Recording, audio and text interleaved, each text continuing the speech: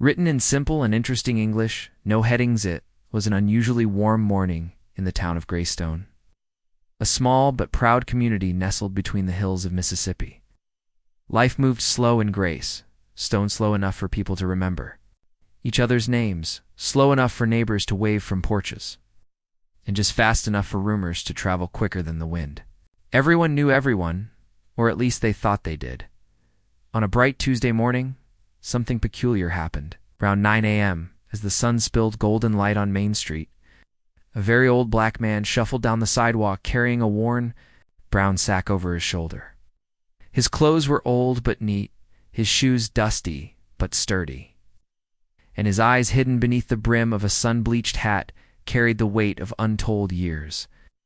He had the quiet dignity of a man who had survived storms, both the ones the sky brought and the ones brought by life. No one paid him much attention at first. Greystone was used to its share of strangers passing through. But when the old man stopped in front of the Greystone National Bank and studied it for a long minute, people started watching.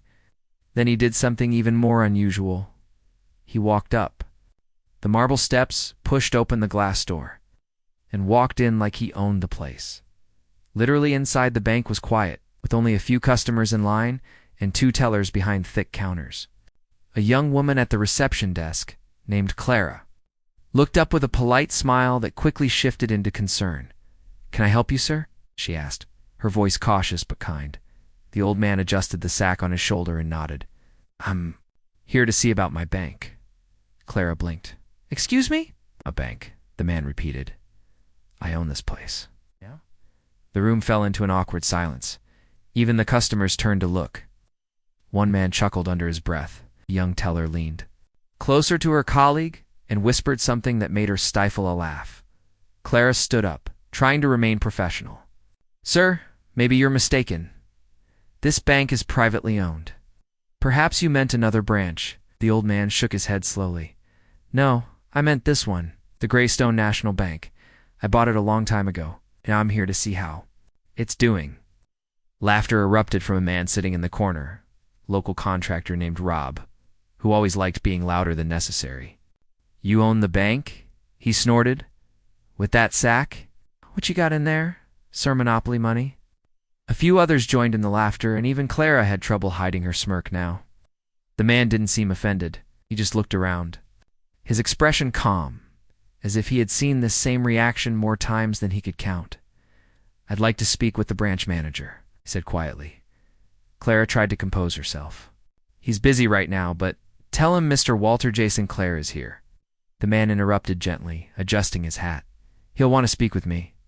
Clara raised an eyebrow.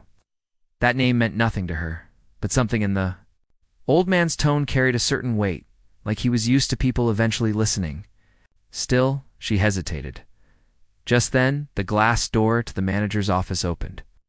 Out stepped a sharply dressed man in his 40s, tall and well-groomed, wearing an expensive watch and an impatient expression.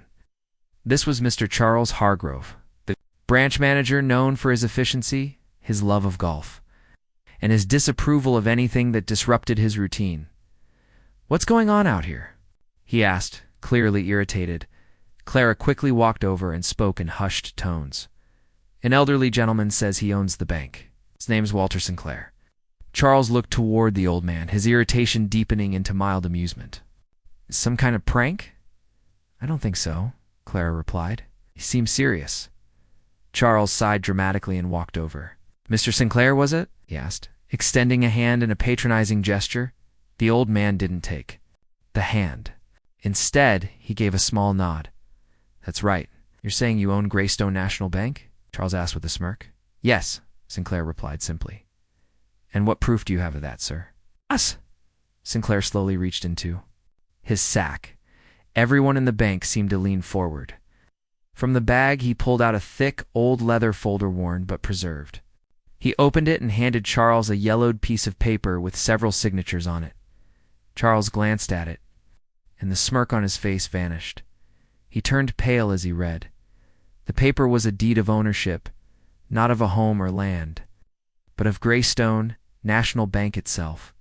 Dated over 35 years ago, it stated that Walter J. Sinclair had purchased a majority share of the bank during a period of financial struggle. The document had signatures from board members, notarized stamps, and even a bank seal. Blinked rapidly and flipped through the folder.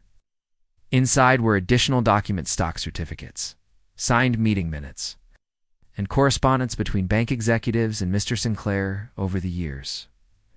Clara walked over, her eyes wide. "Is that real?" Charles didn't answer. He rushed back into his office with the folder. Minutes passed. The lobby grew tense. The laughter had completely vanished. The man named Rob looked like he wanted to crawl into his seat and disappear. 10 minutes later, Charles returned, his face red and his expression completely changed. He approached Mr. Sinclair with a tone of sudden respect, like a man who had just realized he was talking to someone powerful. "Mr. Sinclair," he said, voice lowered, "please come into my office. I apologize for the misunderstanding." Sinclair looked around the room slowly, then nodded. "It's more like it." As the old man followed Charles into the office, the people who had laughed earlier sat in complete silence. Clara lowered her eyes in shame. Rob rubbed his chin, trying to look busy with his phone. The other customers stared at the door as it shut behind them, inside the office. Charles sat stiffly behind his desk while Sinclair remained standing. "Mr. Sinclair," Charles began, trying to maintain professionalism. "I looked over the documents. They appear to be genuine, but the board hasn't heard from you in decades. We didn't know you were still well active. Stepped away from day-to-day management years ago," Sinclair said, setting his sack down beside the chair. "I trusted the people in charge. But lately I've been hearing things. Things about how customers are being treated, how community loans are being denied, how profit has replaced purpose. So I came to see for myself." Charles swallowed hard. We've modernized operations." Sinclair nodded. "That's not what I'm concerned about. Concerned about how people are treated. I didn't save this bank to turn it into a cold machine." Charles opened his mouth to respond, but thought better of it. After a long pause, Sinclair picked up his sack again. "I'll be returning in a few weeks. I'd like to see some changes, better community outreach, friendlier service, and a board meeting to review all recent policies." Charles nodded quickly. "Yes, sir, absolutely. And one more thing," Sinclair added as he reached the door. "Don't ever laugh at someone just because of how they look. You never know who they are or what they've done." The old man stepped out of the office. The lobby was still silent. As he walked through, heads turned, eyes lowered, and no one said a word. He nodded politely to Clara, who stood up and gave him a nervous smile. "Thank you, miss," he said. Kindly, Clara flushed. "I'm sorry, sir. I didn't mean—" "I know," he said gently. "Just remember," walked out the door, down the marble steps, and down the street, until he disappeared around the corner. Nobody laughed. Not now. Over the next few weeks, the atmosphere inside Greystone National Bank changed. Staff were trained in customer service again. Loan policies were revised to be more fair. Community programs were reinstated. And a large framed photograph was placed in the main hallway of a young Walter J. Sinclair, shaking hands with former board members on the day he became majority owner. Most people had never heard of him before that day. But from then on, they never forgot him, because one warm Tuesday morning, an old black man with a sack walked into a bank and reminded an entire town what respect looked like, and why no one should be underestimated based on appearances, and those who had laughed at him.